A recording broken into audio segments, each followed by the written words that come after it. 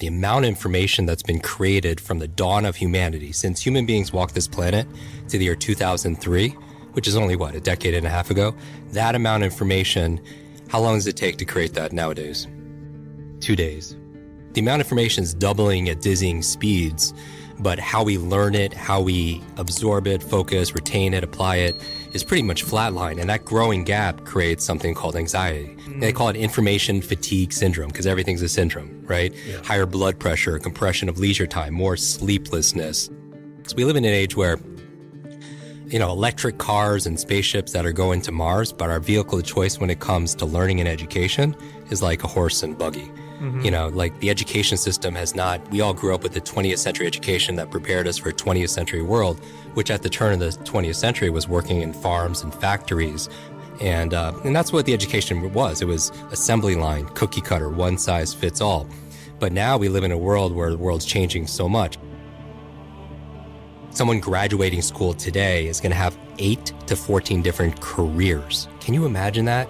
Not jobs, but different careers because we don't know where the world's going to be. So your ability to outlearn, outthink, outperform, that's your greatest advantage. If there's one skill to master in the 21st century, it's your ability to learn rapidly, to be able to keep up. So digital overload. The second digital supervillain today that I think is a health threat to everyone listening, whether you're an entrepreneur, you're a parent, you're a high achiever, is this thing called digital distraction. Think about all the social media alerts, the app updates. Our minds are being fried because we're getting these dopamine fixes all the time. Do you know how often the average person opens up Instagram? It's now 150 times. And then if you guys are opening up less, that means somebody's opening up a whole lot more. But that's by design, right? Because every like, share, comment, you get this dopamine flood and it drives our habits and our addiction, if you will. And we talk a lot about routines, and now we're going to talk about how to jumpstart your brain, morning routine, evening routines, because really the success that everyone is desiring, it's hidden in our daily habits, right? First you create your habits and then your habits create you.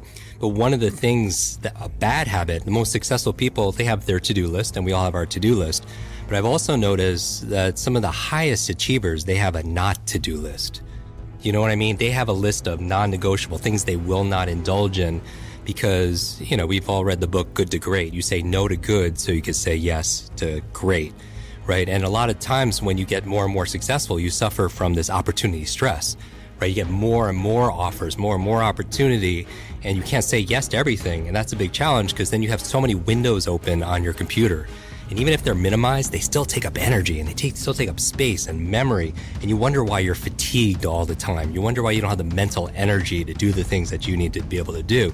So digital distraction, and on the top of your not to-do list should be not checking your phone in the first thing in the morning. And I know everyone's listening to me and automatically so many people are just like, oh my God, I hate this guy.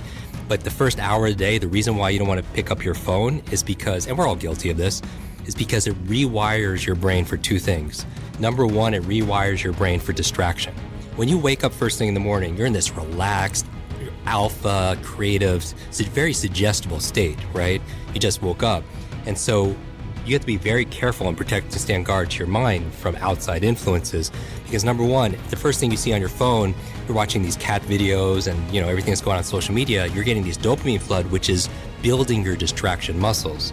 Because when it comes to focus is like there's a focus fitness, if you will, and you have focus muscles, but you also have distraction muscles.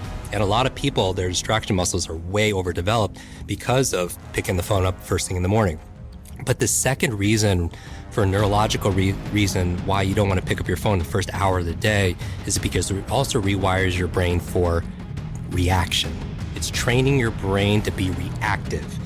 And so, as you know, you go through your phone, you wake up in the morning, you pick up your phone, you get one text, one voicemail message, one, email, and all of a sudden your day is shot. Like it puts you in a bad mood, and you carry that mood throughout your entire day. And that's a big challenge because, if you're just fighting fires, then you're just on the defense. If you're just trying to fulfill everyone else's needs without going through like what's going to help me to win this day, to own this, this day, to be able to make it the best, then then you're reacting. And I have a friend, Brendan Burchard. He says, your inbox is nothing but a convenient organizational system for other people's agenda for your life. So you're training your brain to react, and you can never have an incredible day if you're just reacting to things, right? So for me, I wake up in the morning and when I just start journaling and I write down 3 things I want to accomplish personally that day and 3 things I want to accomplish professionally. And it's different every single day, but I always begin with the end in mind. One of my favorite books of all time is this book called 7 Habits of Highly Effective People. And we've read this book. Some people are like, I have that book and it's sitting on my shelf. And it becomes shelf-help, not self-help, right? Because nobody's actually like reading that book.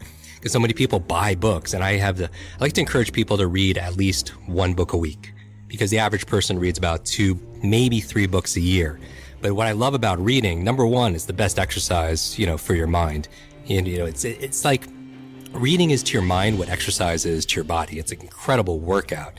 And but most people, they don't take the time to read. But the other reason I like to read is if somebody has decades of experience in leadership, negotiation, entrepreneurship, fitness, and they put it into a book, and you can sit down in a couple of days and read that book, you could download decades of experience into days. And that's a huge advantage, right? Because leaders are readers. When I'm writing what I need to accomplish, I'm writing put first things first. Put first things first.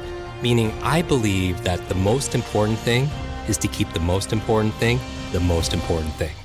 The most important thing is to keep the most important thing the most important thing. Because a lot of people have a fear of failure or fear of success. My fear has always been, I don't want to succeed at things that don't matter. It wasn't so much about failing, it's about getting really good at something that didn't make a difference. And Stephen Covey talks about it like you're really good at climbing the ladder of success only to get to the top and realize that it's leaning on the wrong wall. And so if you begin with the end in mind, so I'm thinking about, my friend Clay Bear has this phrase about champagne moments. In sports, it's very clear when you're popping that champagne, what has to happen, your criteria. And for me, I think about if I'm coming back at night and somebody asked me how my day was and I was like, I crushed it today. What had to happen working backwards in order for that to happen? And I think about 3 things professionally, 3 things personally. And so I write that down first thing in the morning, and then I don't check my phone until I get one of those checks done. Just at least one thing, and then I get some positive momentum, for example. But that's the reason you don't want to check your phone. It's training you to be distracted, and it's rewiring your brain to be reactive. And you can't be successful and fulfilled if you're just giving up the sovereignty, your power to something outside of yourself. The third digital, supervillain, if you will, when we're talking about, digital challenges is, so you have digital overload, digital distraction, is digital dementia. Have you heard this term yet? No. You're going to hear this a lot in healthcare. It's basically where we're outsourcing our brains, our minds to our smart devices. Oh, this is why I can't remember anybody's phone number. Exactly. Yeah. I mean, how many phone numbers did you know growing up as a all kid? of them. All of them. Literally all of them, because we had to, right? Yeah. And how many phone numbers do you know right now? 2. But the old ones that I knew when I was a kid. Mine and my wife's, yeah. Exactly. So 1 or 2. There could be somebody you're texting or calling every single day, and if your phone was dead or if you didn't have it with you, you wouldn't honestly know what that number is. No. And here's the thing. I don't want to memorize 500 phone numbers. Nobody wants to do that, but we've lost the ability to remember one phone number. We've lost the ability to remember a conversation, somebody's birthday. I mean, I feel like absent-mindedness. I mean, how many people feel like senior moments are coming too early? Like you walk into a room and you just forget why you're there. Mm-hmm. Or you open up the refrigerator. You go to the store to buy one thing and you come back with like 2 bags full of things, except for that one thing you went to, get there. Or you can't remember if you're in the shower, you can't remember if you shampooed your hair. And I believe 2 of the most costly words in life and in business are I forgot. I forgot to do it. I forgot to bring it. I forgot that conversation. I forgot that meeting. I forgot what I needed to say. I forgot that name. I mean, I think number 1 business etiquette, networking skill there is remembering people's names. We don't realize how much time we're spending on these devices, right? When you go and you actually look at the numbers, when you look at your phone and you look at somebody's spending like 24 hours a week, on social media or whatever it is. I mean, people always say, oh, I have no time to read or I have no time to work out. It has nothing to do with time management. It's all priority management.